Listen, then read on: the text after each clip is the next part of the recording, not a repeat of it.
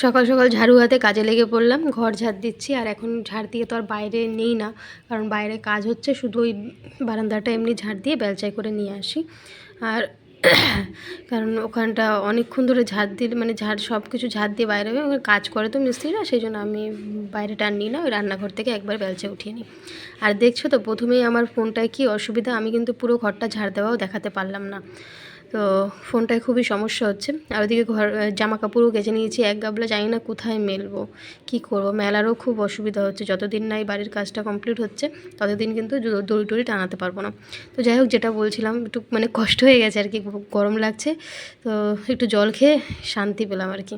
তারপর চলে আসলাম রান্নাঘরে, বাসন বাসন টাসন সব মাজা কমপ্লিট। এখন এই যে দেখো, তোমার কি বলে যেন, আজকাল না সব কিছু ভুলে যাচ্ছি, দেখো দেখে দেখেও আমি ঠিক করে ভয়েস দিতে পারছি না, কী যে হয়েছে আমি নিজেই জানি না আমার। যাই হোক, এদিকে ওভেনটা পরিষ্কার করে নিচ্ছি, মুছে টুছে নিচ্ছি। আর যেটা বলছিলাম আর কি, প্রথম মানে ভিডিও শুরুতেই দেখলে যে বসিয়ে রেখেছিলাম ভিডিও মানে ক্যামেরাটা, ফোনটা, তো ভিডিওতে, তো হঠাৎ করে যে ওটা বন্ধ হয়ে গেছে, আমি জানি না কেন হচ্ছে, আমি জানি না। আমি আজকে লাস্টেও দেখতে পাবে, আমি একটা রান্নার ভিডিও শেয়ার করছিলাম, তো সেই রান্নার ভিডিও অর্ধেক শেয়ার, মানে হয়তো আজকে তোমাদের সঙ্গে অর্ধেক রান্নাই শেয়ার করতে হবে, কারণ কিছু করার নেই। আর অর্ধেক দেখছি আমি ভিডিওগুলো কোথাও আমি জানি না কী হয়েছে, মানে শ্যুট হয়নি না কি, আমি কিছুই বুঝতে পারছি না, কোথাও পাচ্ছি না। আমার তো তখন অতটা খেয়াল ছিল না, পরে দেখছি কোথাও নেই, কিন্তু আমি কিন্তু শ্যুট করেছি ভিডিওগুলো। তো আর এখন ফোনটার অবস্থা খুবই খারাপ, বেঁধে বেঁধে যায়, কেমন যেন একটা অসুবিধা হয় জানো তো।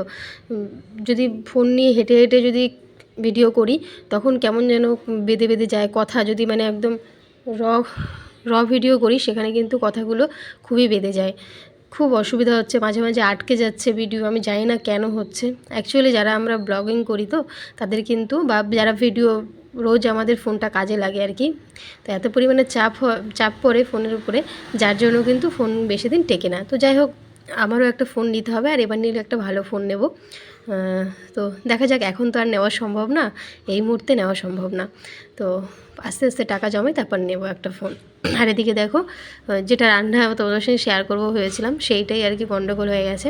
তো আমার ঘরে সাদা তেল ছিল না, সর্ষের তেল ছিল। হঠাৎ করে ইচ্ছে হলো বরমাসের যে ঘরে তো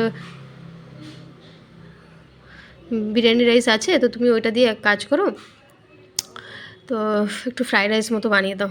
তো ঘরে তো সেরকম কিছুই ছিল না, তাও দেখছি বানানোর চেষ্টা করছি। ওদিকে রাইসটা বসিয়ে দিলাম, একটু নুন আর একটু সর্ষের তেল দিয়ে। আর এদিকে দেখো, এই জ্বালা আমি আর সহ্য করতে পারছি না জানো তো। আমার ছেলে, এই যে দেখো, রুটি দিয়েছি সকালবেলা, রুটি, তারপর হচ্ছে গিয়ে কী বলে, আপেল দিয়েছি, আর তার সঙ্গে সব রকম ভাজা দিয়েছি, মানে মিক্স সবজি ভেজে দিয়েছি। তো সব কিছু খেয়েছে, দেখতেই পাচ্ছ। তো ওদিকে শুধু সবজিটা খায়নি, কী করবো, ওকে কীভাবে যে আমি সবজি খাওয়াবো আমি নিজেও জানি না জানো তো। মানে এইভাবে করলে যে আমি কীভাবে চালাবো আমি সত্যি জানি না। যাই হোক, এদিকে আটা এনেছে বড়মশাই, কারণ ছেলের আটা শেষ হয়ে গেছে, ওকে রোজই রুটি করে দেওয়ার চেষ্টা করি, স্কুলে রুটি টুটি দিই। আর ভাতও দেওয়া যায়, কিন্তু কি বলো তো, ও তো এখনও ছোটো, ঘরেই ভাত খেতে পারে না, তো ওখানে গিয়ে কী করে খাবে বলো। তাই রুটিটা দিলেও কী হয়, ম্যাডামরা ওই টুকরো টুকরো করে দেয়, ছিঁড়ে ছিঁড়ে তারপরে খায়। আমার ছেলে কিন্তু খেতে একদমই মানে ভালোবাসে না। আমি আর সোমা পাপা এটাই আমরা আলোচনা করি, যে সোমা পাপা বলে, আমার মতো কেন খেতে, মানে খাবার দিকটা কেন আমার মতো হলো না, তোমার মতো কেন হলো। তো যাই হোক, আমি বলছি কী আর করা যাবে, খাওয়ার দিকটা আমার মতোই হয়েছে। মানে আমি যেমন খেতে অতটা ভালোবাসি না, বা অল্প খাই, একদমই অল্প খাই, তো ও কিন্তু খাওয়া দাওয়ায় খুব মুশকিল, ও একদম খেতে চায় না। তো এদিকে হচ্ছে বর্মশাই একটুখানি আলু ফালু নিয়ে এসেছে, সেগুলোই ঢেলে রাখবো। আগের দিনে যে ঘাটি ফাটি এনেছিলাম, এগুলো এখনও করা হয়নি, তো আলুটা এখন ঢেলে রাখছি। আর জানো তো, এই পেঁয়াজগুলো তো রাখছি, আমার এই সমস্যাটা হয়, কার কার হয় জানি না, একটু জানিও কার কার হয় এই সমস্যাগুলো। আলু আমি ধরতে পারি না, আলু ধরলেই না আমার গার মধ্যে ওই ধুলোটা লেগে থাকে, আমার না গার মধ্যে কেমন যেন একটা করে। তারপর চক দিয়ে লেখে না, ওগুলো আমি আওয়াজ সহ্য করতে পারি না, ভীষণ অসুবিধা হয় আমার কিছু কিছু জিনিসে, গার মধ্যে না গায়ে কাটা দিয়ে যায়।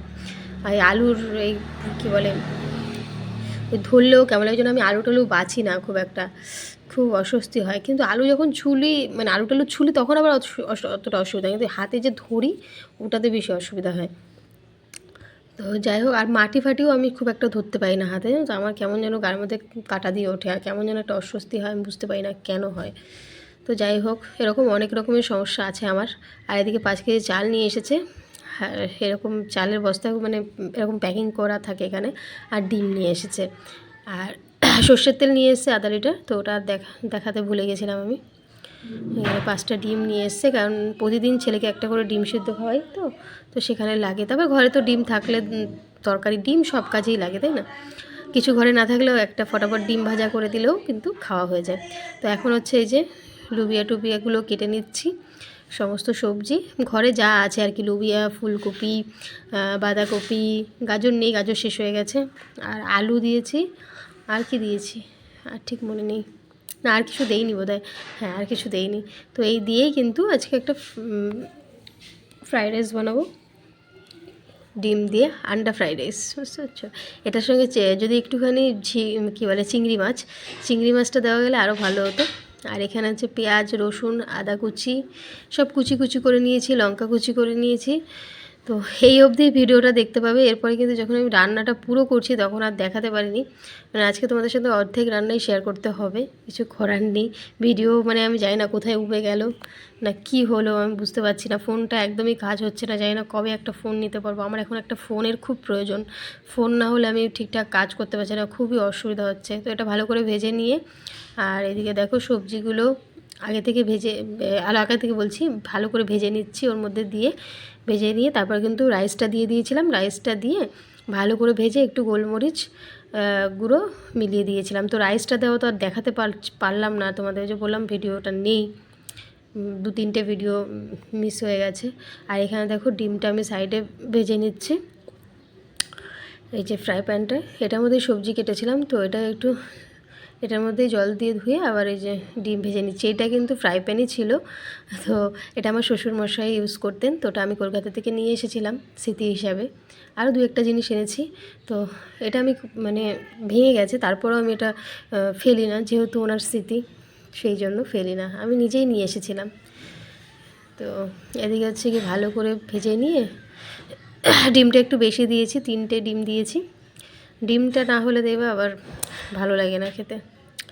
তো এইটার সঙ্গে সবজিটার সঙ্গে এখন ডিমগুলোও মিলিয়ে দিয়ে এরপর রাইসটা দিয়ে একটু গোলমরিচ গুঁড়ো আর নুন দিয়ে মিলিয়ে নিলে কিন্তু রান্নাটা একদম কমপ্লিট হয়ে যায়। তার খেতে কিন্তু দারুণ হয়েছিল।